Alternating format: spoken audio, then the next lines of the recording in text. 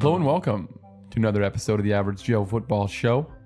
I'm your host, Joe Fair. Thank you guys so much for tuning in to another episode of Matt Gay's favorite football podcast. Yeah. Yes, that's right. Free agent kicker Matt Gay. He is a free agent. He is a free agent. I drafted him in my fantasy. Yeah, you didn't know that when you drafted him in your fantasy team. Now I regret it. Yeah, we actually did our fantasy draft this week.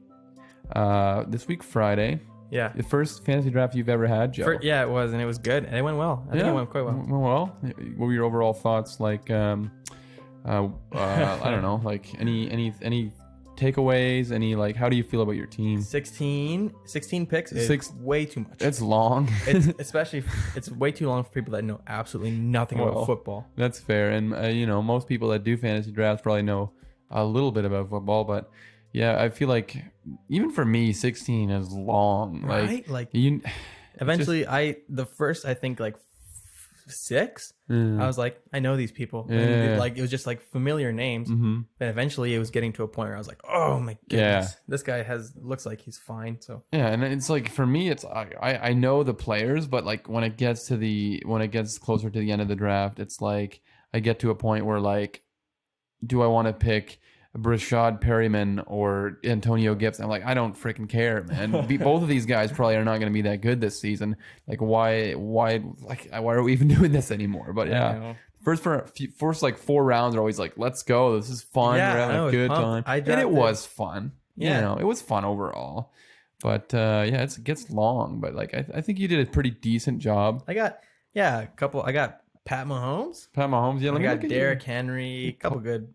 Zach Ertz. All right, let's pull up your roster here real quick, just to kind of. A couple people that I'm really questionable. Okay, yeah, we'll get into that as well. some of the questions, it's your first time, but yeah, you got Patrick Mahomes at quarterback. I think you took him in the 2nd round, probably. I think so. I think I kind of just did that. Like, I think he's gonna be good. You think I think he is gonna be good too. Some people would say drafting quarterback in the 2nd round is a dumb idea. It probably was, but I have 3 quarterbacks. No. I have way too many. I would say that is the dumb idea of your team, having 3 quarterbacks. Yeah. So you have Patrick Mahomes and Kyler Murray, and then you have obviously you have Mitch Trubisky. Yeah, that's your boy. But I did not draft him until way later. Yeah, and it was your team's Rage Against the Machine, so you had to have him on the team. Yeah, I might change that name. It's dumb anyways. No, it's not. It's good. It's good. I don't know what your logo is. What is it? A buffalo? Ram. I think it's a ram. Rage? No, I think it's a ram. Rage? Oh shit. It doesn't look like a ram. It looks like a buffalo or something. But yeah, you have pronghorn. You have Pat Mahomes. I think did you take Derrick Henry in the 1st round? Was that your 1st round pick? I believe so, yeah. I think so. So Derrick Henry. You have Le'Veon Bell, who I encourage you very much not to draft. And I thought it was the opposite way, so that's why I drafted him. Oh yeah, so oops. Maybe I'm wrong. I doubt it. But Stephon Diggs at wide receiver. Another guy I think that I said to stay away from. No. Yeah, I did for sure. I think I can look it up in my notes right now because I said that Josh Allen's a bad quarterback, so he's not going to. Yeah, so Stephon Diggs. You basically... and also Rob Gronkowski at tight end, which is another player that I said to stay away from. So you kind of just... I'm sorry. You went kind of the total opposite of me. You're assuming that I don't know what I'm talking about. Yeah, well. You did draft Matt Gay at the kicker position. He was actually recently cut by the Tampa Bay Buccaneers, so he doesn't even have a job right now. So I don't know if you're going to go out and find a kicker before week 1 starts, or... Do I need one? Well, you're just going to have 0 points in that position going into the week 1. Oh, I'm going to trade for Justin Tucker. I have 3 quarterbacks. Well, that's actually, hey, that's not bad. Who has Justin Tucker? It's probably Quarlos. Quarlos Redicop. Quarlos has him. I believe Redicop, because he's a cop. Yeah, I think he does have it. Yeah, you should, Carlos, if you're listening to this, Joe's gonna make you a hefty offer for. Joe, you're gonna have to guide me and show me how to make a trade. He's gonna send you Matt Gay and Mitch Trubisky for Justin Tucker. No, maybe not Mitch Trubisky. No, yeah, you don't want to lose him. You really don't. I don't want to lose him. Big news though this week. Ton of news of just I would say even a flurry of news. I would say that's how much news it was. A flurry of news. But one of the big things was Mitch Trubisky is expected to be the starter in Chicago. So Yeah, and he's gonna do great. great bounce back year for Mitch Trubisky. I hope so. I hope so too. Just for the fact that we could keep this bit going on the podcast. Yeah, and I was actually watching UFC comebacks the other day, like people that just get to not beat out of them and they're like knocked out and they're like, oh shoot, but then they come back and then they knock the other person out, and that kind of inspired me to like, I am not going to trade Mitch Trubisky. Nice. Mitchell. Oh, I Mitchell Trubisky. I said his name correct. No, I said Mitch Trubisky. Oh, I said it correctly. it's Mitch Trubisky around these parts, man. Yeah, we can take that out in post. But yeah, man, Mitch Trubisky's probably going to be the starter over Nick Foles, which I was not expecting at first, but now it's like with the whole weird offseason, you know, Mitchell was already there, so it's like he knows the offense. And you know, Joe's expecting big things out of him. Is Nick Foles injured, or why is he not? Well, Nick Foles, he's just not like a starting caliber. Like Oh. you know, Nick Foles, he won a Super Bowl with the Eagles a couple years back. No. No, okay. He was a backup quarterback for the Eagles. Okay. And then their starter Carson Wentz got hurt. Okay. And then Nick Foles went on to win the Super Bowl that year. Wow. Yeah, which is unprecedented. No just like kidding. the times we're living in. Just like the times. Unprecedented. And then he played there for another year. Carson Wentz got hurt again, and then he had like a deep playoff run with the Eagles again. So people are like, "Oh man, Nick Foles is like legit." So then he signs this huge contract with the Jacksonville Jaguars. And then he totally doesn't pan out. He gets injured right away, and then Gardner Minshew's there, and everybody loves him. Yeah. And then he gets traded to Chicago now. So. The Bears. The Bears. Your Bears. The Bears. My Bears. Are they okay? I think we're going to discuss this at some point later. No, in the I actually podcast. do have a. Who your favorite team is? Yeah. You have okay. Well, don't say yeah. We're going to tease it. Okay, and I know what you're thinking. I'm not a bandwagoner. Oh, okay. Well, I don't. Oh, because you told us what your favorite team was going to be on. I forgot already. Before I even knew. Oh, I think I know. Okay, I think I know. Yeah, I think but you do. we're going to tease it. We're going to tease it for the podcast. I thought it was the Bears. At one point, it was the 49ers, I think. No, that's just 49ers football. That is baby. just 49ers football. Yeah. That's honestly 49ers football, but Yeah, but speaking of football, there's football being played this week. Being played on Thursday night. Yeah, Thursday night, the very first game of the season. And it's the Chiefs versus the. What am I saying? Sorry? What? Did you say something? I was just gonna wait for you to finish. Oh, you're talking to me? Yeah, no, you were talking to me. Oh. Yeah, you were saying Chiefs, and then who they were playing. Yeah, Chiefs the are Eagles. hosting. Okay, no. Oh. You want to give it another shot? No, I don't want to give another shot. Okay, that's fine. No, you really discouraged me after the first No, time. I so was now trying I'm to not be gonna give you another encouraging. shot. I was trying to encourage you. No, you didn't. You know, you're learning, and you know, I was hoping the one thing that you would remember is the first game of the season. Yeah, but, you know, that's fine. It was very lucky that I actually chose the Chiefs. The Chiefs. Well, the defending Super Bowl champ always hosts the first game of the season. Oh, really? Yeah, except for the one time when they didn't, but we won't get into that. But it's the Chiefs versus the Texans. Oh, I The knew Houston that. Texans. He knew it. I folks. did He know did that. know it. We talked about it. I was actually talking to Joe about it in the beginning. I was like, oh, I can't wait to see how well the Texans do against Yeah. the Chiefs. But you were saying that thing about the player on the Texans. Which one were you talking? Which one were you talking Oh, my about? goodness. Justin Tucker. So. No.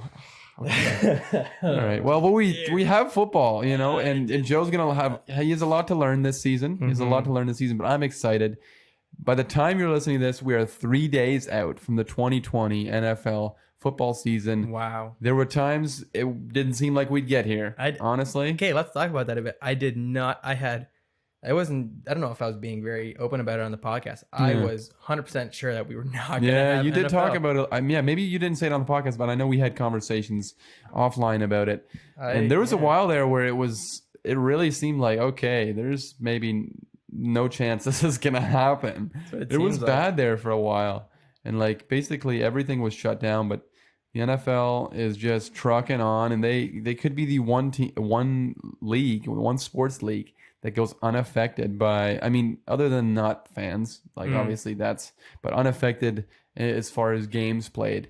Hopefully there's no cancellations, because that's going to make everybody's job harder. But yeah, you know, we'll cross that bridge when we get there. Right now we're excited, man. The NFL season's coming, and we're gonna have real games. By the time you listen to this podcast next week, we're gonna have real games to talk about, and it's gonna be crazy. And I think I'm gonna watch those games. I think I'm gonna. Really? Well, I don't know if you invite me over for them. Maybe I don't Dude, have of any. course. I have no way to watch any football No, at my house. that's great. I mean, we're definitely gonna watch. If you're down, we're gonna just. I think that would help me. We could talk about it, like kind of Yes. like what I thought of the game, what you thought of the game. Yeah, because have a little back and forth banter.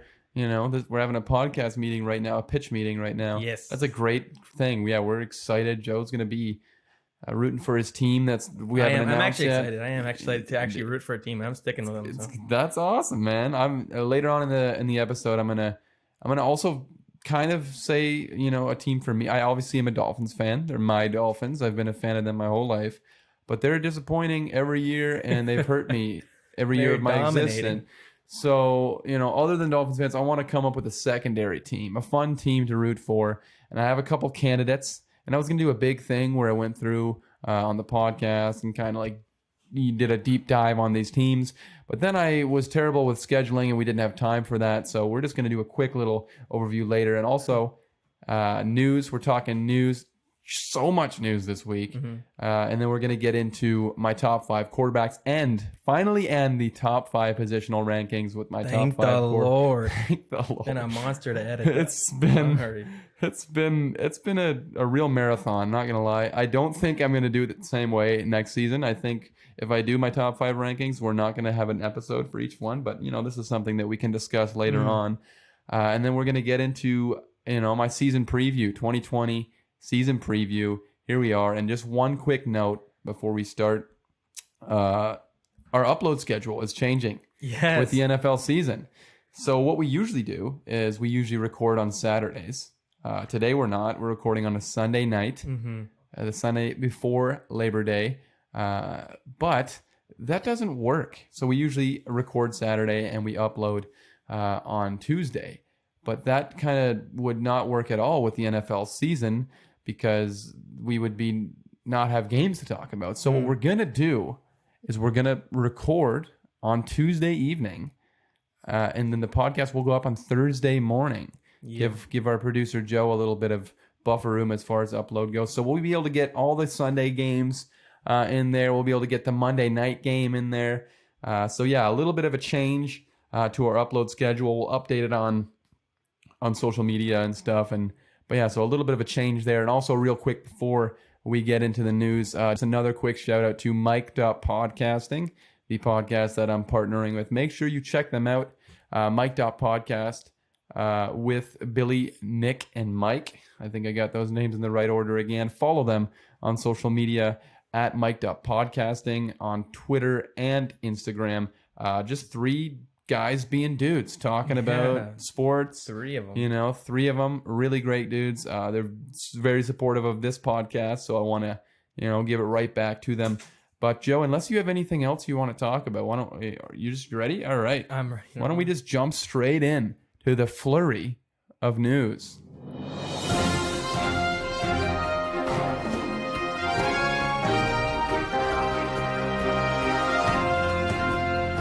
All right. The news this week came fast and it came furious. A lot of things going on. Obviously, it's the week before the NFL season. You good over there, Joe? Yeah, you said came fast and furious. Fast and furious. Oh, so good. Yeah, just like the movies, Fast and Furious. So, you know, we're going to try to speed through these because there's a lot. And if we, you know, I'm not going to get into all the roster cuts because was a lot of the news as rosters were being cut down. A lot of players losing their jobs.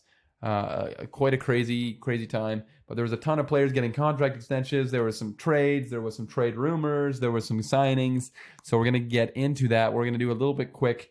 But why don't we just start off in New England where Cam Newton was, I guess it said that he was officially named the starter, but apparently Bill Belichick hasn't officially announced him as a starter. But Cam Newton is projected to be the starter there in New England. I mean, this is obvious. The second that he was signed, I knew that he would be the starter. I didn't think Jared Stidham would start over him, so I'm excited. Also a little worried to see what Cam Newton does there in New England. And also going over to the Washington football team, Dwayne Haskins is also named the Week 1 starter over the 4,000 quarterbacks that they have there in Washington. So Dwayne Haskins, the second-year quarterback, is going to get his another opportunity to show what he's got there in Washington. And then, like we talked about earlier, apparently Mitch Trubisky, our boy Mitch Trubisky, play the air horn, Joe. Mitch Trubisky. Well, we need to have a sound, some sort of sound for when we say Mitch Trubisky. Yeah. Maybe not an air horn because we already got the COVID thing going on. I got something. I already know exactly what it'll be. Perfect. So Mitch Trubisky will have his own little God. sound drop. It's going to be perfect. Mitch Trubisky, we're going to talk about him a lot. You're going to hear the sound drop a lot because he's a starter there in Chicago this year. Interesting. I can't imagine, Chicago fans are too thrilled about trading a 4th-round pick for Nick Foles when they could have had a guy like Cam Newton off the street. But now, or even Andy Dalton at the time. Andy Dalton was a free agent. And you traded a 4th-round pick for Nick Foles, who's not even going to start there. You're still stuck with Mitch Trubisky, but not stuck with Mitch Trubisky because you know what? I'm rooting for him. Good. He's the guy on this podcast. He's the guy. Honestly, I've hated on him, but Joe's all in on him. I'm going to be all in him. Mitch Trubisky's going to have a bounce back year. Good. It's going to be a good year for Chicago. Well, okay, we'll get into that later. Going back to New England and stupid front office decisions, like we were talking about with Chicago. Mohamed Sanu was actually released by the Patriots this week, which is pretty surprising, not going to lie. I mean, the guy did not play well last year after they traded for him at the deadline. They traded a 2nd-round pick. Unbelievable for Mohamed Sanu. Traded a 2nd-round pick for a receiver that did almost nothing, got hurt right away, and now he's getting released. He won't even be on the team this upcoming season. That's pretty rough, especially when you consider Emmanuel Sanders was traded from Denver to San Francisco at the deadline as well for much less, and he went on to be a big part of that San Francisco Super Bowl team. And now he's signed, obviously, with New Orleans. So definitely a discouraging thing for Patriots fans. But, they've had it good enough where I'm sure they won't lose any sleep over Mohamed Sanu being cut. Next up in the news, we're going to go over a bunch of players getting contract extensions. And there were a bunch of them. They were happening also fastly and furiously. First up, we had the Lions and tackle Taylor Decker agreeing to a 6-year, $85 million extension with $37.5 million fully guaranteed. So they locked down franchise tackle there in Detroit. And then we had Joe Mixon, the running back there in Cincinnati, one of the better young running backs in the NFL. He gets a 4-year, $48 million extension. The guy had 1,100 yards and 5 touchdowns, 4.1 yards per carry last year. So he's really developing into one of the better running backs in the NFL. And we'll get to see him there in Cincinnati with Joe Burrow and that fun team and fun offense for years to come. Also, Colts signed center Ryan Kelly to a 4-year, $50 million extension. They just locked down their center. I think they have the best offensive line in football. We talked about it on a podcast a few months ago when I was taking my best position groups from the NFL, and I strongly believe the Indianapolis Colts have the best offensive line. They're another team that I'm really excited to watch, really excited to talk about during the upcoming season. So they locked down their center for at least 4 more years. And keeping it locked on contract extensions, we also had Deshaun Watson. He's the quarterback for the Houston Texans. Your Houston Texans, Joe, the ones we were talking about earlier on the season. I meant to say that. Deshaun Watson. I knew it. Yeah, I knew you meant to say that. Just Justin Tucker. Justin Tucker. They're kind of the same. Yeah. A lot of people actually mistake them for each other, Justin Tucker and Deshaun Watson. But yeah, he signed a 4-year, $160 million contract through... Okay, no, I spelled through Thrung in my notes. Thrung 2025. He has $111 million guaranteed. That's pretty good. That's pretty good. That's almost guaranteed. That's almost as much as we make on this podcast. It's close. It's close. Yeah, well, okay, it's not really that close, but definitely okay with that. Bill O'Brien and the Houston Texans have made some questionable decisions throughout this offseason. Obviously, the biggest one being getting rid of DeAndre Hopkins for David Johnson, who has no knees really at this point. But I definitely have no problem with extending one of the best young quarterbacks, best up-and-coming players in the NFL for 4 more years. I think Texans fans and fans of Deshaun Watson were getting a little worried that, he might see, hey, what the heck is Bill O'Brien doing? Bill O'Brien, do I even want to play for this guy? But he does sign a brand new contract to stay around there for a few more years. And then we also had Tre'Davious White, who I ranked as my second best cornerback going into the 2020 NFL season. He actually signed a big-time contract extension with the Buffalo Bills. It's a 4-year, $70 million contract with $55 million guaranteed, almost half as much as we make on this podcast. He's currently now the highest paid, when this contract starts, the highest paid cornerback in the NFL. I think he deserves it. He's a young guy. I think he's still underrated by a lot of people. I like Tre'Davious White. I like that Bills team, obviously, other than Josh Allen, but we won't get too much into that on this podcast. But Tre'Davious White gets locked down for at least 4 more years there on that impressive young Buffalo Bills defense and impressive secondary. Then finally, the final contract extension we have to talk about is Keenan Allen, the wide receiver for the Los Angeles Chargers, signing a 4-year contract worth around $80 million. They're saying it's a little bit more than $80 million. He's now the second highest paid receiver in the NFL. Keenan Allen's been one of the more underrated receivers in the NFL the last few years. He's consistently good. He was really good with Phillip Rivers. It will be interesting to see where his numbers go with Tyrod Taylor and potentially Justin Herbert in the future. But Keenan Allen gets locked down, and in the Los Angeles Chargers are locking down a lot of key pieces. They signed Joey Bosa to a big contract extension. They fully guaranteed Melvin Ingram's 2020 contract, so he'll stay around and no longer hold out. So they're locking down some pieces, but sticking with the Los Angeles Chargers, some really, really, really disappointing news. Their big-time player on defense, their leader of their defense, the best player on that defense, the guy that I ranked as my number one safety going into the 2020 NFL season, he is not going to be with the Los Angeles Chargers for the 2020 NFL season. For the second straight year, his season is going to be affected. His season is going to be plagued with injury. He tore his meniscus in practice this last week, and he'll miss most likely the entire 2020 season, 2021-2020 season. Goodness gracious, there's a lot of 20s involved there. But obviously super disappointing. I mean, I love Derwin James. I talked about he's my number one safety. A lot of people thought I was crazy for doing that. But I believe that if he's fully healthy, which he hasn't been in some time now obviously, if he's fully healthy, he's the best young safety. He's got the most potential of any defensive player really in the NFL. This seems to happen every single year for the Los Angeles Chargers and for the San Diego Chargers. They're cursed every year. And I talked about on my power ranking series on my Instagram. Check it out. _average Joe show on Instagram. A little plug in there. But I talk about every year that maybe having a preseason, if it's good for any team, maybe it's good for the Los Angeles Chargers because they don't have to have devastating preseason injuries. And yet they still find a way to have devastating preseason injuries. So this is definitely one of the more disappointing news stories that we had this last week. Also, Tyrell Williams of the Las Vegas Raiders is going to miss the entire season. We talked about Brian Edwards potentially being a player there in Las Vegas this season, and with Tyrell Williams, he'll have more opportunities there to be a playmaking wide receiver. Next up in the news, we have a bunch of surprise cuts. We talked about this being the final week before the 2020 season, so a lot of teams needed to get down to the final 53-man roster. So there were some surprise cuts other than just undrafted rookies and guys like that being cut. First up, we had Leonard Fournette being released by the Jacksonville Jaguars. I thought all along, I've been saying it, you can go back to a couple months, and I've been saying I didn't think Leonard Fournette was going to be on this team come the 2020 NFL season.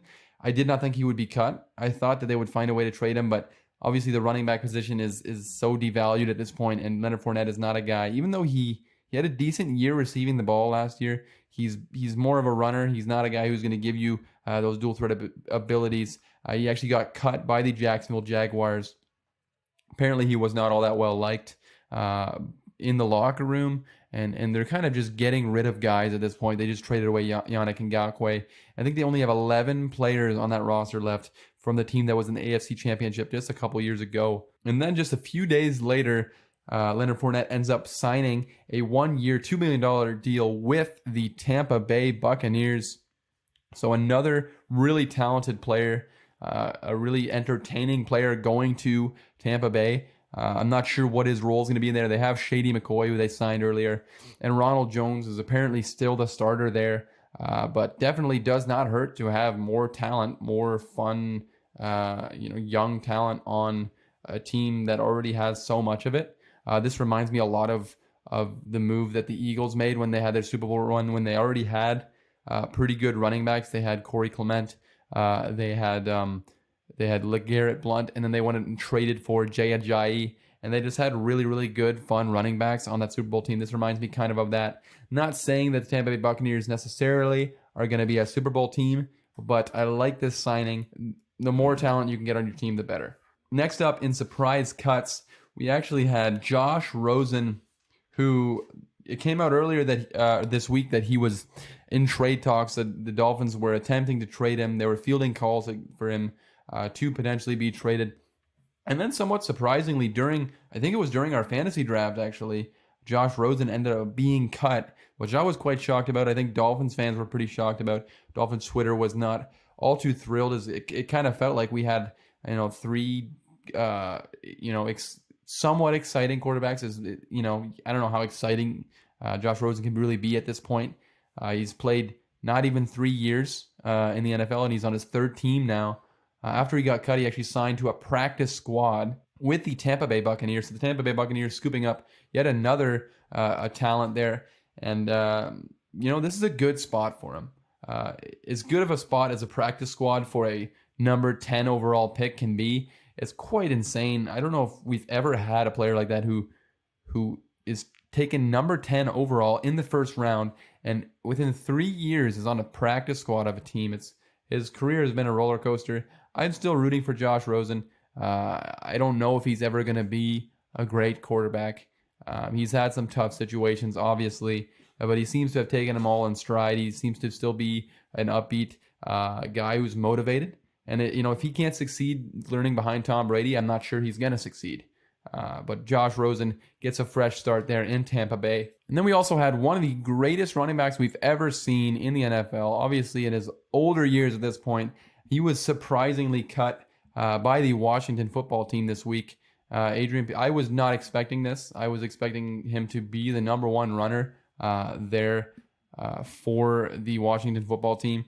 But he was actually cut this week, and then he ended up signing a 1-year deal worth $1 million with the Detroit Lions. So I don't totally love that. I feel like he should have gone to a contender. Maybe there were none that were interested, but he ends up signing with the Detroit Lions, and you can teach a guy like DeAndre Swift there, who I'm very high on, and I've heard a lot of good things coming out of Detroit about DeAndre Swift. But a little fantasy tip, and I took this tip.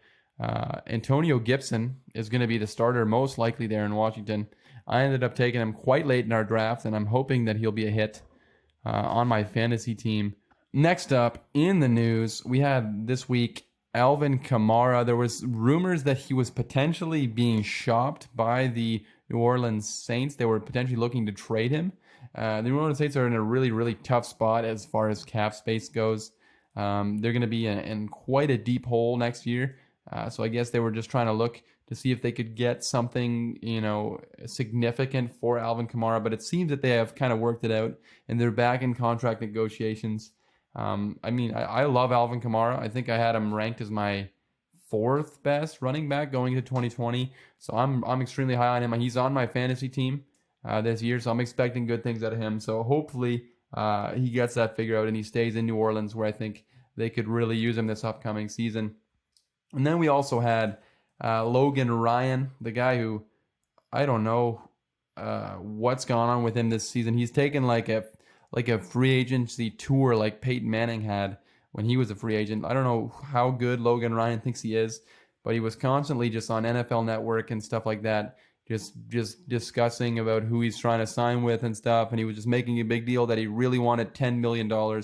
He would not sign for anything less than $10 million. He stuck to $10 million, and he signed a $7.5 million contract with the New York Giants this week. So, I don't expect much out of that team. I'm not sure exactly how much to expect out of Logan Ryan, but at least they bolstered that secondary a little bit. That defense is quite void of talent, and any bit of talent that they can add there in New York is very well welcomed. Coming up near the end of the news, we had Josh Gordon, who has yet to be reinstated yet by the NFL, signing a 1-year, $1 million contract with the Seattle Seahawks, the team that he was traded to last year from New England. So he signs a contract to stay there. There's not a ton of talent there at the receiver position. They have Tyler Lockett. DK Metcalf kind of came into his own as a rookie last year.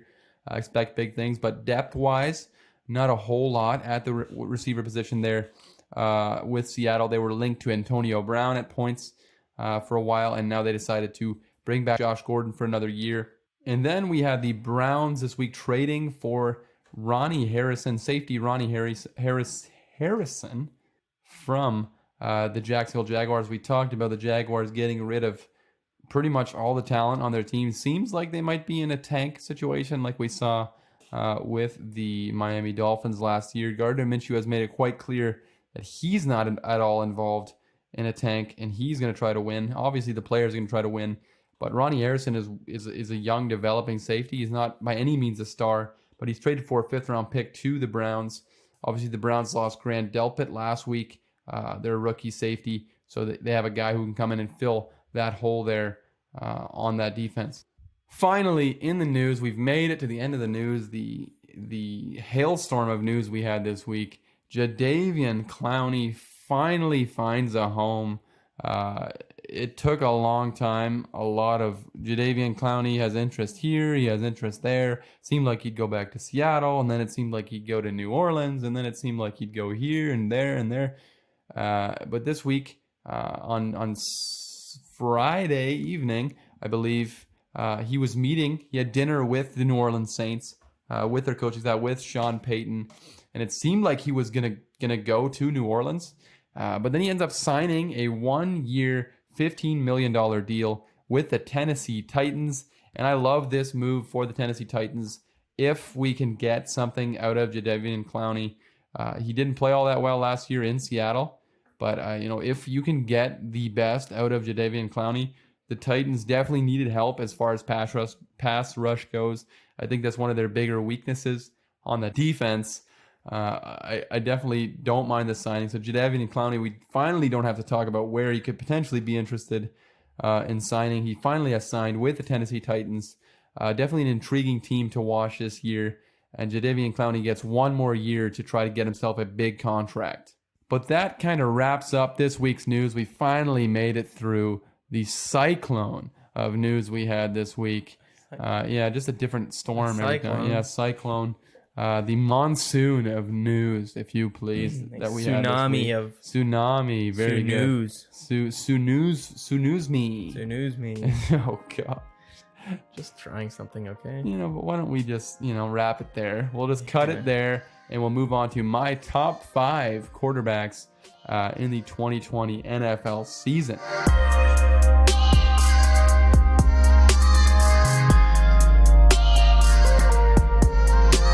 Coming in at number 5, and Joe, I think what we're gonna do, because I gave you a top 5 this week, and you kind of dropped the ball on it. I'm not gonna lie. I'm just kidding. Joe's busy. I've been really busy. We were gonna do a different top 5, but we're gonna do something a little bit different. I'm gonna name off my top 5 quarterbacks. Yeah. And sort of like a little mini version of What Does Joe Know?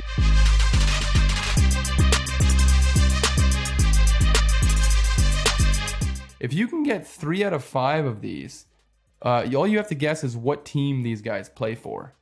Good. Yeah. What do I win? You win the podcast, like usual. Starting to mean less and less. Well, because last time nothing happened. You treated me like garbage trash right the next episode. Well, I think it was that episode still. Probably was. You got some things wrong. I think you said Bryce Harper was a basketball player. I believe so. Well, that's fair. But anyways, first up, number 5, Dak Prescott. Daiquiri Prescott. Not his real name. His full name, fun fact, is Rain Dakota Prescott. Another fun fact, he's my quarterback on my fantasy football team. Oh, no way. Dak Prescott. We're starting off right controversial off the bat. Oh, no. A lot of people are not going to agree with me that Dak Prescott is a top 5 quarterback because he plays for a team. I'm not going to say who it is because I need you to guess. You're probably going to say it while you're... Yeah, you know what? I will. Why don't you guess right now? Dak Prescott. Who does he play for? The Cowboys. You got it. Did you look it up? No, I Wow. kind of was thinking a little bit, and I know you're really high on the Cowboys this year. Wow. Look at that, So. ladies and Holy gentlemen. Hannah, look at that. He gets I the got first one right. He's 1 for 1 right I'm now. going to shut my mouth the rest of the podcast so that you can't like chirp on me at all. Well, you still have to guess the other 4. But yeah, that's great. You got the first one done. Yeah. That's awesome, man. You genuinely surprised me. But Dak Prescott is not going to surprise me when he's really fantastic this year. I think because he plays for the Dallas Cowboys. Dallas Cowboys are one of the most hated teams in the NFL. Everybody hates him. I love Dak Prescott. I'm high on the Cowboys, like I said. Last year, he had nearly 5,000 yards passing. Quietly, nobody really talks about it. He had 30 touchdowns to 11 interceptions, 65.1 completion percentage with 8.1 yards per attempt. He's got so much talent there in Dallas. I think he has to succeed. And he did succeed last year. The offense was not really the problem there in Dallas. And I think, with guys like Amari Cooper coming back, Michael Gallup there, who also was a 1,000-yard receiver. Then you add CeeDee Lamb, one of my favorite rookies this year. And then you still have Ezekiel Elliott, who's fantastic at receiving the ball. I don't know how a quarterback of Dak Prescott's talent can possibly not succeed this upcoming season. So he's got one more year to learn under Kellen Moore, who I'm really high on. I like him as an offensive coordinator. I think he could make that offense really fun because Jason Garrett's not there calling plays anymore. They got a new coach, Mike McCarthy. They still have a solid offensive line. So I'm really, really high on Dak Prescott, and that's why he's number 5 on my top 5 quarterback rankings.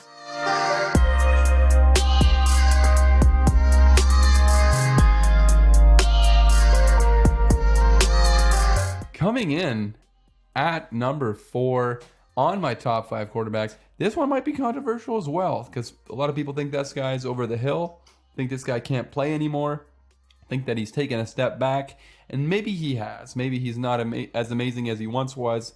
But Aaron Rodgers is my number 4 quarterback going into the 2020 NFL season. Aaron Rodgers of the...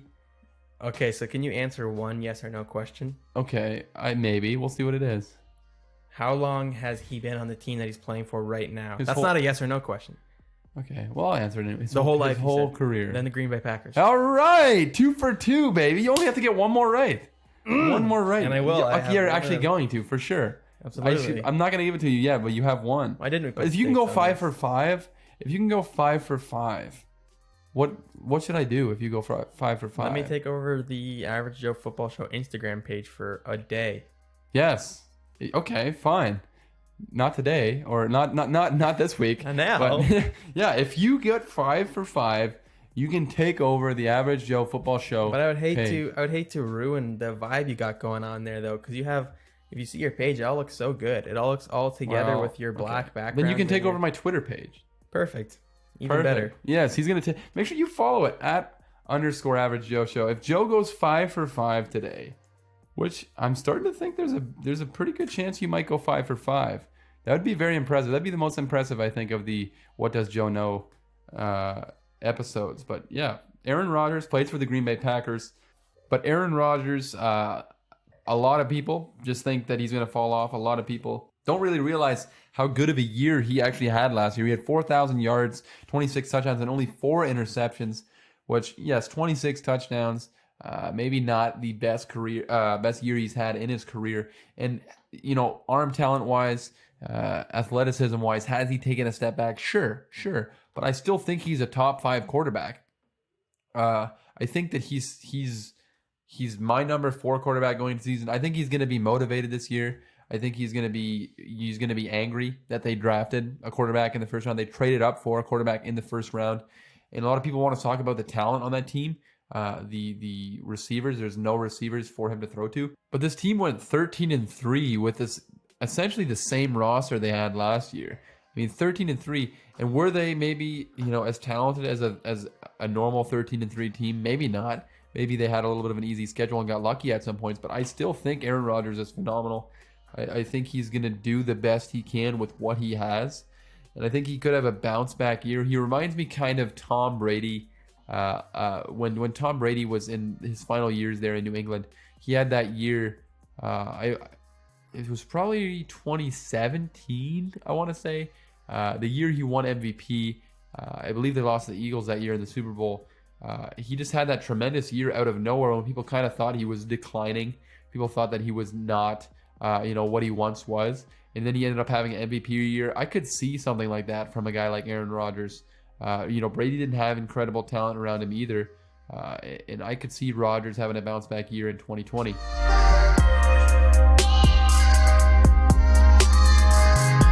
Moving on to number 3, my number 3 quarterback for the 2020 NFL season. It is Lamar Jackson. Lamar Action Jackson, who plays for Joe. The Baltimore Ravens. Very good. 3 for 3. This is great. Yeah, this man. is fantastic. You think before we started the podcast, you would have been 3 for 3 at it? Like if I would have just. So you're learning. I'm learning. Yeah, You're learning. This is phenomenal. I think so. But So the first one, who you said was, I forget it now. I'm gonna be quite honest. Dak Prescott. Dak Prescott. Yeah. That one I was iffy about. But I was kind of thinking it was, but I was kind of iffy. Okay. Second one, easy. This one, Aaron easy. Very good, dude. And I'm gonna get the rest as well. Yeah, I think you will. I honestly, actually, maybe number 2 could be, that might be where you trip up. But actually, no, I don't. I think you're good, man. I think you're going 5 for 5. You're gonna take over Twitter, man. You're gonna take over my Twitter with my 4 followers. It's gonna be. They're gonna be wondering what's going on. I think it's you, me, my cousin, and somebody else. So they're all gonna be wondering what's going on. Oh, I'm gonna put some tweets now that can get canceled in 2025. Very good. Very good. Don't cancel me, please. It's Joe. Cancel Joe. But Lamar Jackson, fun fact about him. I think I forgot Aaron Rodgers' fun fact, but that's fine. Fun fact about Lamar Jackson. You probably know this because you're a big Lamar Jackson guy, obviously. Yes. His favorite pregame meal is shrimp Alfredo pasta. Really? Yeah. You almost got that today. Yeah, I had BP's today. BP, little Boston pizza action. I had chicken and mushroom fettuccine. Yeah. Sort of like shrimp Alfredo pasta. I actually considered shrimp Alfredo pasta at one point. But I'll tell you what else I'm considering. Not really considering. It's just official. He's number 3 in my top 5 quarterbacks. Tried to do a quick little transition. Did not work. You're good at those. I love that. He thank you. I appreciate that. I feel like our friendship is really building on this. I was on the rocks there on a couple of the other podcasts, and it's really growing now. But Lamar Jackson also growing. I think he's just going to grow as a quarterback. He's a very different type of quarterback than the other 2 quarterbacks we talked about, and the other 2 quarterbacks we're gonna talk about on this podcast. He's a runner. He's a running quarterback.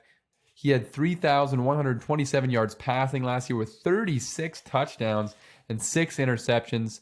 And he also had 1,200 yards rushing for 7 touchdowns. And obviously that was good enough to win him MVP last year.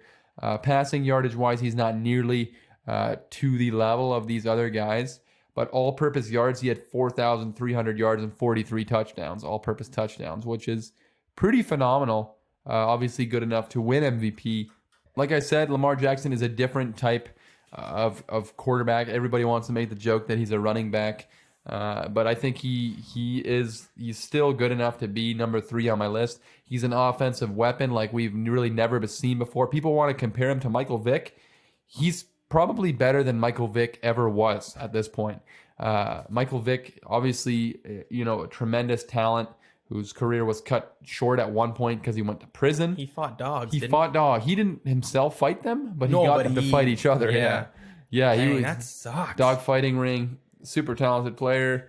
Very good. You also knew who Michael Vick was. This is a big episode for you, Joe. Thank you. Don't say that because last time you said that and I really crapped the bed. So. It's okay. And then I also said that about the kickers episode, and then the punters one was an absolute loopy fiasco. Fun fact: I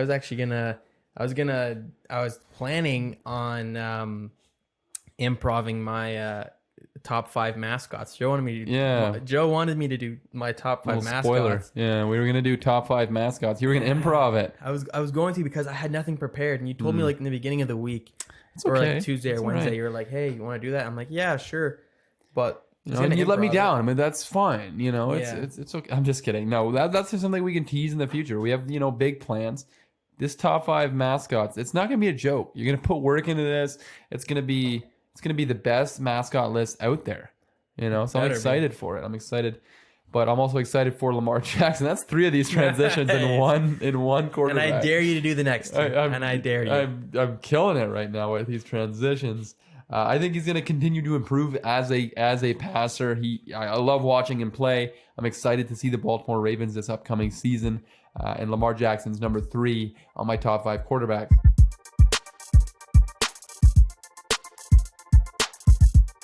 Coming in at number 2, and Joe, I'm so confident you're going to go 5 for 5 here. Coming in at number 2 is Russell Wilson.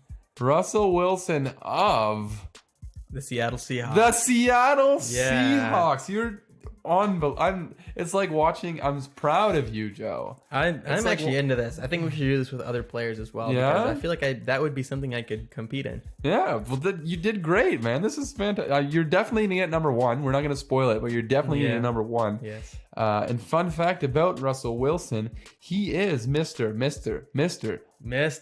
Unlimited. Yeah, Mr. Unlimited. Robot Russell, the guy you love to love or hate to love or whatever he said. Yeah. We love to love him here on this podcast. Yes. He's a phenomenal quarterback. He had 4,110 yards passing last year. He had 31 touchdowns and 5 interceptions. And he also added on 300 yards rushing and 3 touchdowns there. He's a very exciting player to watch. He's a guy who can make chicken salad out of chicken crap. You know, he hasn't had a good offensive line at any point really during his career. So he can make plays out of nothing and just make crazy things happen. And he is that team in Seattle. I don't know if there is a quarterback or there is a team out there that relies more on their quarterback success than Seattle. And there's still a run-first team, which sounds contradiction, but sounds like a little bit of a contradiction. But without Russell Wilson, this team is not where they are today. And he has, like we talked about, he has some weapons. He has DK Metcalf, who's developing. He has Tyler Lockett. They just signed Josh Gordon for another season. And he has Chris Carson there, who is another player that's on my fantasy team. Another shout out to Chris Carson. They brought in Greg Olsen at the tight end position. I worry a little bit about the depth there at those positions. If there's a major injury, maybe they end up signing a guy like Antonio Brown later in the season. But, Russell Wilson, I wish Seattle would one time break this run-first mentality that they have, and they would just let Russell Wilson do his thing for a season. Just let him just throw the ball all over the yard. Let him throw like a team like the Los Angeles Rams, who threw the most passes out of any team with Jared Goff. Why not do that with Russell Wilson, who's my second best quarterback going to 2020 NFL season? Get him opportunity. He's so good at keeping plays alive. He's so good at making plays on the run. He's just such an exciting quarterback. I don't know why they don't try to use him even more than they do. But Russell Wilson, I'm excited for him, and I think Seattle's going to be a fun team and a really, really good team coming up during the 2020 NFL season.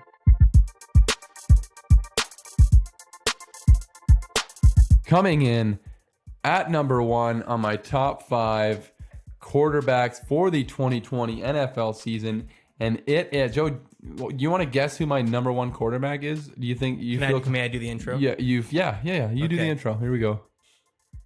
Coming in at number 1 on my quarterbacks for the 2020 NFL season, we have Patrick Mahomes. Very good. The Kansas City Chiefs. Oh my gosh!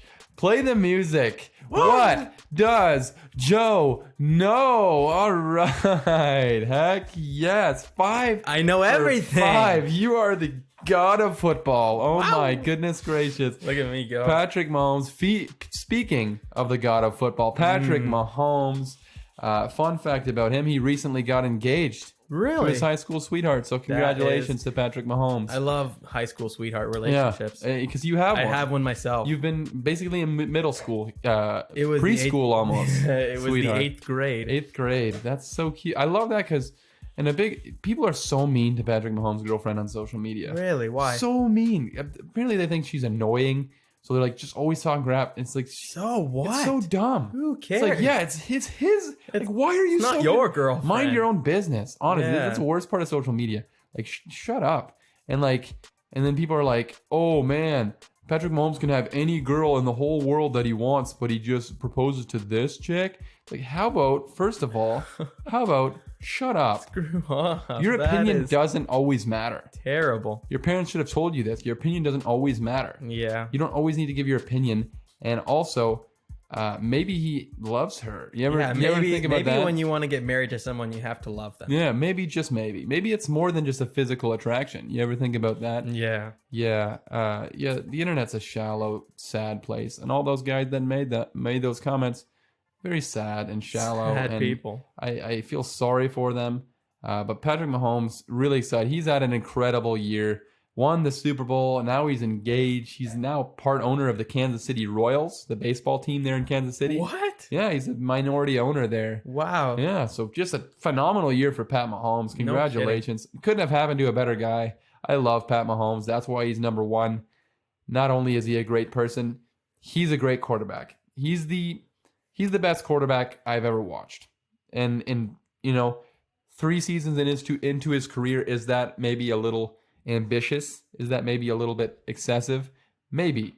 But I genuinely have never witnessed a quarterback or a player in the NFL that's completely changed the game, completely taken over and in such a short amount of time. I'm convinced if his career is not cut short by injuries, by the time he was retired, he's going to be a Michael Jordan-like figure in the NFL. And I think a lot of people are coming to that realization now, is that Patrick Mahomes is amazing.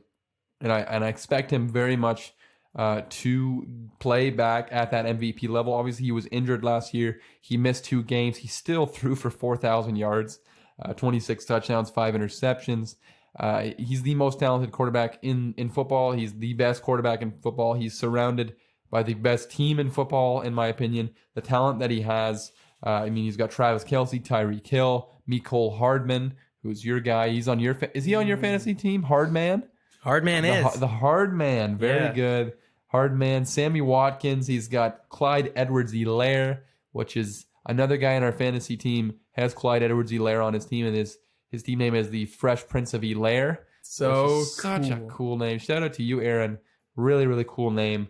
Like I said, love Patrick Mahomes. Super excited to see what he can do on Thursday and beyond in his career. And that's why he's number one. And that's why Joe went 5 for 5 on the quarterbacks on this edition of my top 5 rankings. And what does Joe know? Jumping into the beginning of the 2020 NFL season preview. We are previewing the 2020 NFL season before the season starts this Thursday. And we're going to start off with my awards, who I think is going to win Defensive Rookie of the Year, Offensive Rookie of the Year, Comeback Player of the Year, Coach of the Year, Defensive Player of the Year, Offensive Player of the Year, and MVP. Who is going to win those illustrious, awards? Who's going to win those awards?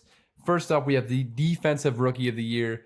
And I kind of go chalk, not going to lie, for my Defensive Rookie of the Year and Offensive Rookie of the Year. Defensive Rookie of the Year this year, I think, is going to be Chase Young, the edge rusher for the Washington football team, the number 2 pick in this year's draft. He's crazy. He's a freak. He's an athletic, freak, I guess. I can't think of a better word for it. But he's also surrounded with great talent on that defensive line. And I think he's set up to succeed there in Washington. So that's why I think that he's going to win Defensive Rookie of the Year. Some other potential honorable mentions. I could see Derek Brown there in Carolina with 2 really good young pass rushers there with Brian Burns and Yatur Gross-Matos, who they drafted this year as well. I could see Derek Brown having a good rookie season. Also, Isaiah Simmons in Arizona, the safety. If he's a player like Derwin James, I could definitely see him potentially winning a Defensive Rookie of the Year. And my sleeper for Defensive Rookie of the Year, Antoine Winfield, the safety. Antoine Winfield Jr., the safety for the Tampa Bay Buccaneers. I could see him. He's just on a talented defense. I've talked about how I think that defense is underrated, and they could be really good this upcoming season. And Antoine Winfield could have a good Antoine Winfield could have himself a pretty good season. Not Steven. Pretty good, Steven. Next up for offensive rookie of the year, I kind of stay boring. I don't try to go too crazy. I had the number 2 pick for my defensive rookie of the year, and my number for offensive rookie of the year, I go number 1 pick, Joe Burrow, quarterback for the Cincinnati Bengals. I'm really excited for Joe Burrow. I think he's a fun, cool quarterback to root for. He's basically kind of what Baker Mayfield was before everybody started hating on Baker Mayfield. He's like this cool guy with swagger, and I think he's got weapons there. A.J. Green, Tyler Boyd. They drafted T. Higgins. He's got Joe Mixon, Giovanni Bernard, guys like that. I worry a little bit that maybe that offensive line could be a hindrance to him this upcoming season. They're not very good on the offensive line. They're getting Jonah Williams back, who missed his entire rookie season, but other than that, their offensive line looks pretty rough. But Joe Burrow, I'm excited to see what he does in his rookie year, and I project him as the offensive rookie of the year. A couple honorable mentions. I talked about CeeDee Lamb. I really like CeeDee Lamb. I wanted to draft him so bad in fantasy, and I completely forgot, and I'm still kicking myself for doing that. I can't believe that I forgot to draft CeeDee Lamb. And then we have Clyde Edwards-Helaire for Kansas City. I think that he could have a fantastic season as well. He's kind of the number 1 runner there now that Damian Williams opted out. I could see him, both receiving and rushing, having a pretty big season on that really, really talented offense. And then a sleeper for defense or for offensive rookie of the year, rather, DeAndre Swift, who I already talked about once earlier in the podcast. I'm hearing a lot of good things from him in Detroit. I think he could be, one of those rookies who has a tremendous year, like we saw with a guy like Kareem Hunt a couple of years ago when he was a rookie. Maybe, potentially be one of the league leaders in rushing. And he's a guy who could also make an impact in the passing game. Next up for comeback player of the year, and to me it's very obvious, Alex Smith. He made the roster there in Washington, and I think that's grounds enough for him to be named comeback player of the year. He's not the starter. Dwayne Haskins is the starter, but if the fact that Alex Smith is even back playing football after nearly having his life taken by that injury is absolutely crazy. I think he deserves it. I think Alex Smith should, by default, win Comeback Player of the Year. But if there are any honorable mentions, Big Ben Roethlisberger for Pittsburgh, if he comes back and has a big year, which a lot of people are projecting, I think it's very possible he could also win Comeback Player of the Year. A.J. Green in Cincinnati, another guy who missed all of last year with injury, could come back with Joe Burrow and have a big year. And then a sleeper, I think David Johnson in Houston. I don't love the David Johnson trade. I don't love David Johnson as a player right now. But I think that that the Houston Texans might feel like they really, really have to feed the guy the ball. Like they really, really have to justify that trade, justify that decision. And they're going to work him. They're going to make him, the centerpiece of that offense, whether he deserves it or not. So David Johnson could be a potential comeback player of the year candidate. Next up, my coach of the year, and this is where the Cowboys love continues. You're going to really, really know by the end of the show how much I love the Cowboys going into the season. And this could really come back to burn me. And I'm almost positive it will come back to burn me. But I'm extremely excited about the Cowboys this season. And Mike McCarthy is my pick for coach of the year. I think the Cowboys are going to be better this year. I think they're going to be a good team, and I think Mike McCarthy is going to get a lot of credit for that. And Dallas, like I said, they're going to be a good team. They're going to be a contender. If you want to talk honorable mentions, we could see Bill Belichick. If potentially the Patriots end up being a playoff team, they're not a talented roster whatsoever. Bill Belichick should have probably won Coach of the Year for 20 years in a row now, but he hasn't won it a whole lot. This could be one of those years where he wins it. We could see Mike Tomlin in Pittsburgh potentially winning it. If Pittsburgh is really good this year, and then a potential sleeper, maybe Cliff Kingsbury there in Arizona, if Arizona lives up to a lot of the hype that they're getting from the football media out there.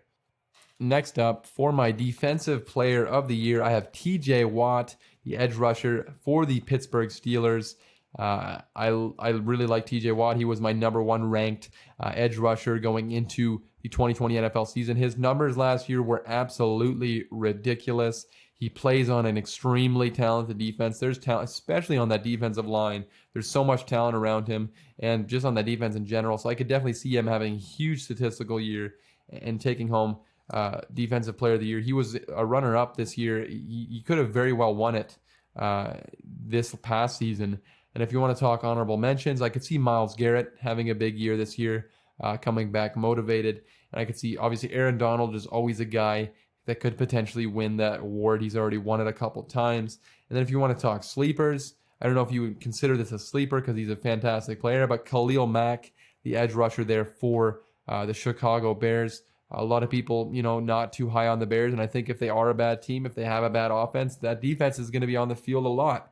And we're going to see Khalil Mack make a lot of plays, especially with Robert Quinn on the other side. Now he has somebody that can rush the passer on the other side. I can see Khalil Mack. The only thing is, a lot of the times, Defensive Player of the Year does not come from a bad team. And I kind of project the Chicago Bears to be a bad team this upcoming season. But Khalil Mack could be a potential pick for Defensive Player of the Year. And now my second to last pick in the awards here, Offensive Player of the Year. And it is Christian McCaffrey, the running back, the do-it-all guy there for the Carolina Panthers. He obviously had 1,000 yards rushing, 1,000 yards receiving last year. Crazy good player. I think he could carry them to some wins this season. And if they're a borderline playoff team, he could potentially win this award. I think he will be in contention for this award. And honorable mentions, we could talk about Patrick Mahomes. We could talk about Lamar Jackson. And here's a deep, deep sleeper. Cam Newton, quarterback for New England Patriots. If New England is good, like we talked about with Bill Belichick, maybe they're good because Cam Newton's back to playing at a high level and he's an Offensive Player of the Year candidate. Josh McDaniels is a fantastic offensive coordinator. It'll be interesting to see what he can do with a talent like Cam Newton.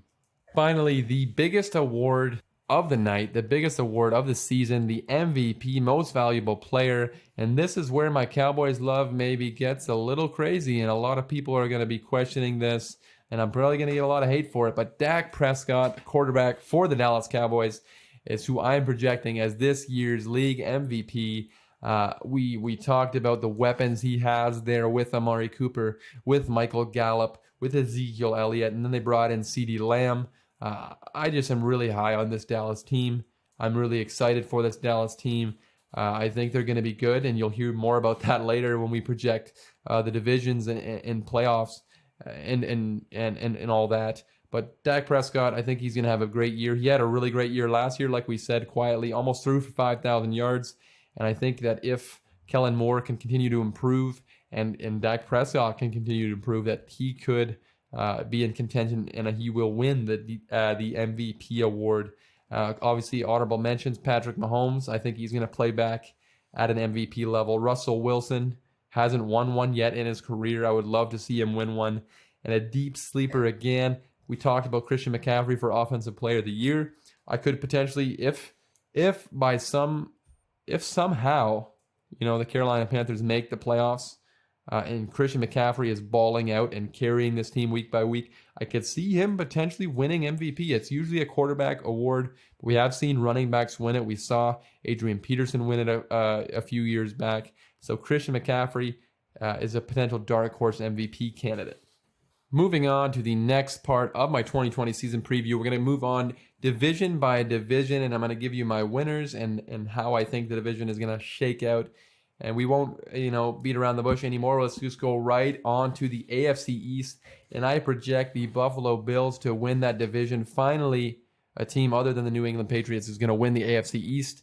I think the Patriots are still going to be competitive. I think they're going to finish second place. The Dolphins, I have it in at third, and the New York Jets come in, obviously, at number 4. The Buffalo Bills are much more talented than really any other team in this division. I don't think New England is talented enough. I think their coach is good enough to get them into second place and potentially compete for first place. But Buffalo, other than that quarterback, I'm very high on them, and I have them winning the AFC East. And moving on to the AFC West, we don't have to talk too much about this. Kansas City, obviously, the Chiefs are going to win that division. I think they're going to have a phenomenal year again. Patrick Mahomes is amazing. Tyreek Hill's amazing. Travis Kelce's amazing. So much talent on that Kansas City Chiefs team. I have the Los Angeles Chargers finishing in at second. Even with the Derwin James injury, I think that defense is really phenomenal. Ton of talent, especially on the defensive line, edge rushers there. And the secondary is good. And then I have the Las Vegas Raiders in at number 3 in the division. They're a question mark team. They'll go as far as their quarterbacks can take them, and I'm not really sure how far that is. And the Denver Broncos, a team who I've hyped up a lot this season. I have them finishing 4th. I don't think they're ready yet. I'm not sure what Drew Lock exactly is going to accomplish this season, but I like their team. I like their future. I'm just not sure the future is now for the Denver Broncos. Moving on to the AFC South, I have the Indianapolis Colts finishing 1st in that division.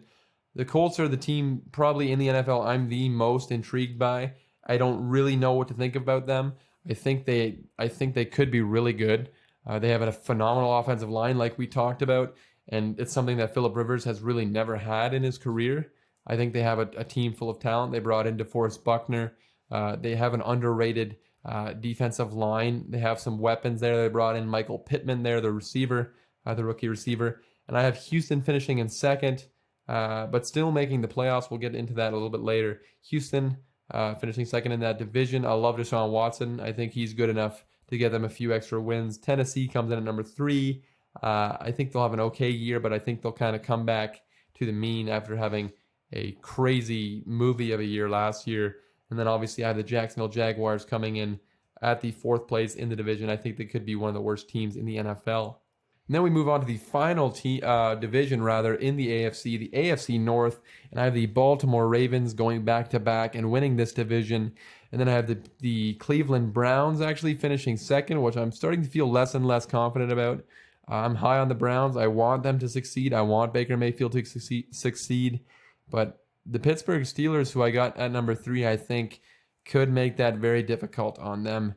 And then we have the Cincinnati Bengals, a team with a bright future, but they're still developing. I have them coming in at number 4. Moving on to the NFC, we're going to quickly go through the NFC, and obviously the NFC East. Starting there, I have the Dallas Cowboys winning. I think they're just head and shoulders better than every other team in that division. I have the Philadelphia Eagles coming in at 2nd. I think the injuries they had so far this year could really affect them. I still like Carson Wentz. I still think there's potential there, but I don't think they're as good as Dallas. And then I have Washington football team coming in at number 3, and the New York Giants, like I talked about on the power rankings. I think they're going to be the worst team in football this year. Their defense is atrocious. I think they're going to finish last in that division. Moving on to the NFC West, I have the Seattle Seahawks actually winning that division after the 49ers barely won it last year. I think Seattle is a really good roster. I like Russell Wilson, obviously better than Jimmy Garoppolo. I have him edging them out there in the NFC West, and I have the Arizona Cardinals coming in at 3, and then the Los Angeles Rams dropping to number 4.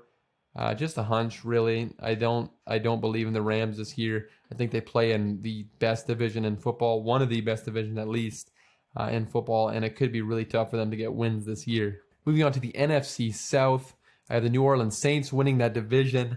They're still really good no matter what Tampa Bay did this offseason.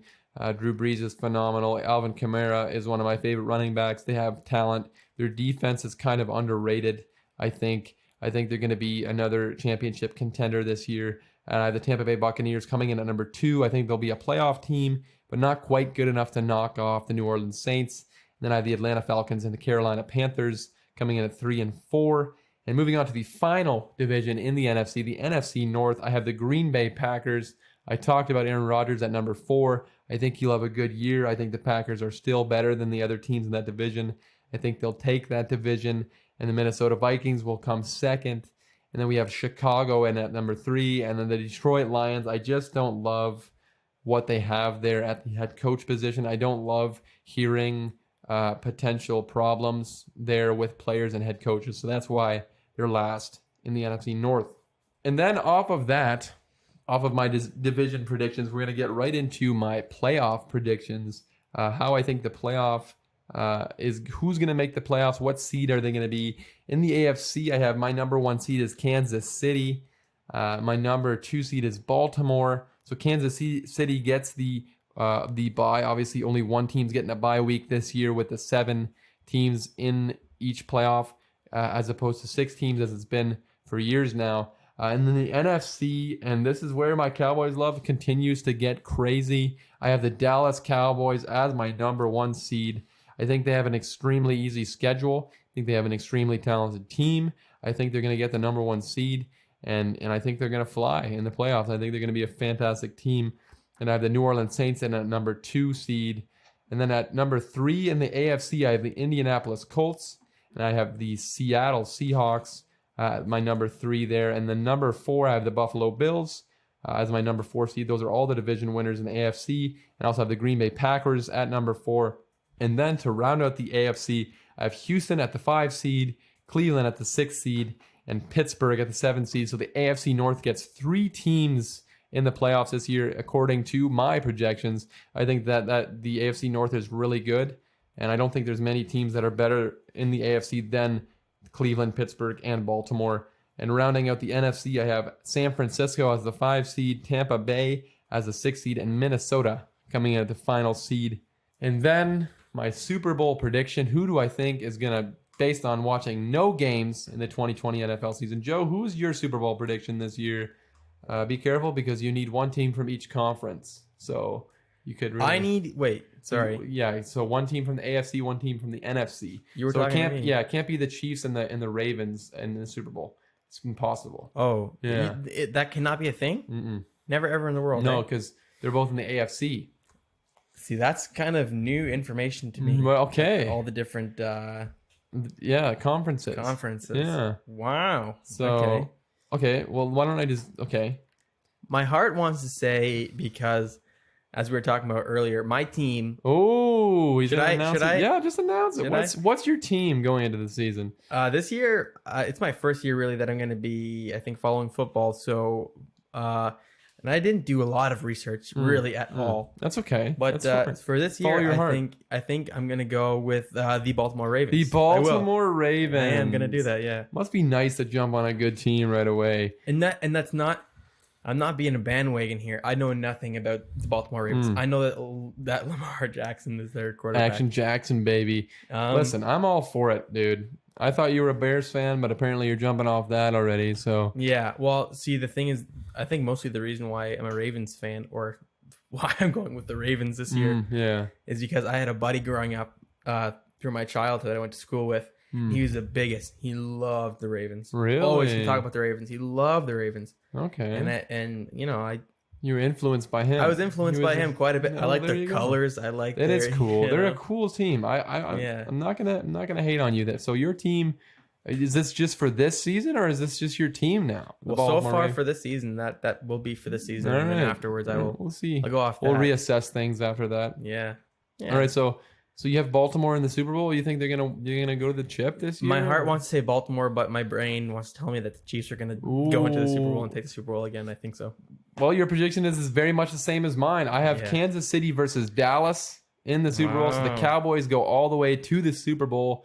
My Cowboys love is getting to a absolute fever pitch at this point. People are going to think I'm crazy, but I have Kansas City versus Dallas, and Kansas City edges them out 28-17. Might as well do a score. I mean, this is already ridiculous enough to predict the Super Bowl. 28-17. I think Kansas City is too good for Dallas. I think they're going to get kind of whipped a little bit. But Dallas, I project to be really good. I think they're going to be good, but Kansas City is going to be even better. They have the best quarterback in the history of football on their team. So Kansas City, Dallas meeting in the Super Bowl, and Kansas City back-to-back Super Bowls, baby. Congratulations. But that pretty much wraps up this episode. It's been a long one. How long have we been recording for? I mean, we had hours where I just didn't say anything. It's in pre-production. And pre-editing, it's an hour and a half right now. Whoa! An hour and a half. This might be our longest episode. This might be the longest episode, but it's the biggest episode, man. 2020 season. By the time you're listening to this, we are 3 days out, unless you're not listening to it on the day that it's uploaded. But we are very close to the start of the 2020 NFL season. I'm excited. If you want to hear more about the 2020 NFL season, make sure that you follow the show. Make sure that you subscribe to the show on Apple Podcasts or wherever you listen to podcasts. Follow us, give us a subscribe, give us a like, give us a rating, give us a review. Would very much appreciate it. Make sure that you follow the show at _average Joe Show on Instagram and Twitter. And thank you guys once again for listening to another episode. Joe, you got anything to say before we wrap things up here? Actually, yeah, I was gonna talk to you about something. I actually found out the other day that I'm actually color deaf. Wow, color deaf? Yeah, Really? I'm color deaf. Color deaf, so you can't hear colors. No, it's like you know how people are colorblind, they can't see certain colors, Yeah. you know, like Yeah. so for me it's pretty much like I can hear most things, but like there's just some things that I just randomly just tune out and I just can't hear anything at all. Yeah, I just can't hear it at all. This was diagnosed by a doctor. You're color deaf. Sorry, what?